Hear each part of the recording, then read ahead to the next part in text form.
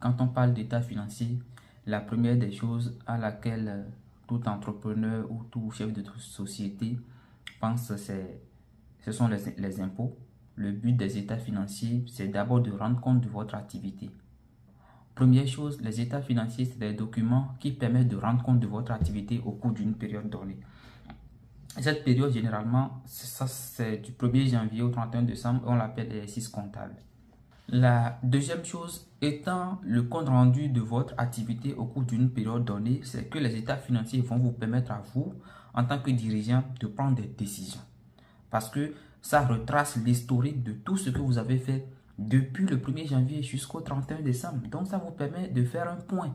Vous faites un point de votre activité, comme vous faites également un point de votre propre vie. À la fin de l'année, avant de rentrer en janvier, c'est pareil, bon, on fait un point de son activité pour voir au cours de la période qu'est-ce qui n'a pas marché, qu'est-ce qui a marché, où est-ce qu'il faut redoubler d'efforts et tout. Ça, c'est le but premier des états financiers. C'est un outil d'aide à la prise de décision. Et pour que vous puissiez prendre des décisions pertinentes, il faut que l'état financier soit élaboré de façon fiable. L'autre chose que nous allons voir par rapport aux états financiers, étant toujours des documents qui rendent compte de votre activité, ces documents vont intéresser différentes parties prenantes. C'est-à-dire, les parties prenantes sont ceux qui ont un intérêt dans votre entreprise. D'abord, les banques. Les banques ont un intérêt dans votre entreprise parce que si vous allez à la banque demander des emprunts, la banque doit s'assurer que vous avez la capacité de pouvoir rembourser ces emprunts-là.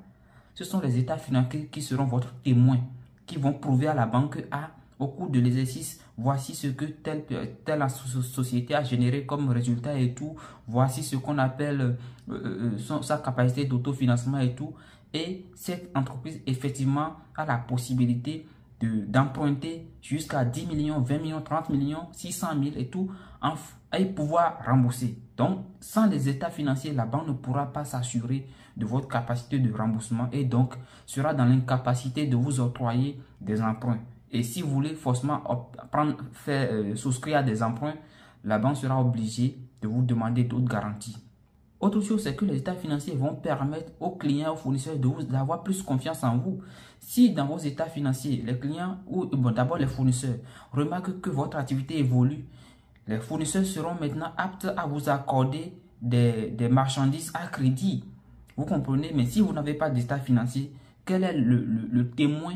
Qu'est-ce qui justifie votre activité du 1er janvier au 31 décembre pour permettre aux fournisseurs d'analyser et de voir que vous êtes quand même capable de prendre des marchandises jusqu'à telle hauteur, jusqu'à tel nombre de millions à crédit et pouvoir rembourser? C'est le rôle des états financiers. Ça va permettre également aux clients de savoir que vous vous portez bien, d'avoir confiance en vous, de savoir que les produits qu'ils prennent chez vous, ils vont toujours continuer à prendre ça du jour au lendemain, vous n'allez pas faire faillite. Mais si vous n'avez pas d'état financier, le client ne pourra pas s'assurer de tout ça également. En dehors de ça, les états financiers vont intéresser particulièrement l'État. Au niveau du service des impôts, ce sont les états financiers, vous le savez, qu'on utilise pour pouvoir calculer votre impôt, votre juste impôt. Vous voyez, donc, s'il n'y a pas d'état financier, soit vous allez passer dans la procédure de taxation d'office où vous allez vous voir attribuer un impôt supérieur à ce que vous devez normalement. Ou bien si les états financiers sont mal élaborés, ça peut créer aussi d'autres soucis à ce niveau. Ça va intéresser également les investisseurs. Quelqu'un qui veut investir, qui veut mettre son argent dans votre activité, dans votre entreprise, doit s'assurer que vous gérez bien. Doit s'assurer que de façon historique, votre entreprise a pris de la valeur et il a un avenir certain. Vous voyez? Donc, ce sont les états financiers également qui vont vous servir de témoins à ce moment-là. Donc, les états financiers, ce sont des documents vraiment indispensables à la vie de l'entreprise. Et ces documents-là, vous devez les comprendre.